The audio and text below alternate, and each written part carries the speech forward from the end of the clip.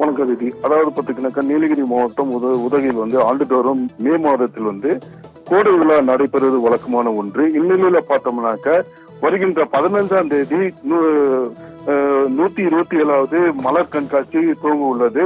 இந்த மலர் கண்காட்சியை துவக்குவதற்காக முதலமைச்சர் ஸ்டாலின் அவர்கள் உதகைக்கு வருகிறார். அதாவது அவர் நாளை உதகைக்கு 5 நாள் உதகையில் ஓய்வு எடுப்பதாகவும் தகவல் வெளியாகிறது. 127வது மலர் கண்காட்சியும் அவர் திறந்து வைக்குவதாகவும் தகவல் வெளியாகுவது. எனவே பார்த்தோம்னாக்கா தற்போது நீலகிரி மாவட்டத்தில் பலத்த போலீஸ் பாதுகாப்பும் ஏற்பாடு செய்யப்பட்டுள்ளது. மேலும் பாத்தீங்கன்னாக்கா தற்போது உதகைக்கு அதிகமான சுற்றுலா பயணிகள் உதகைக்கு வருகை தருகின்றனர்.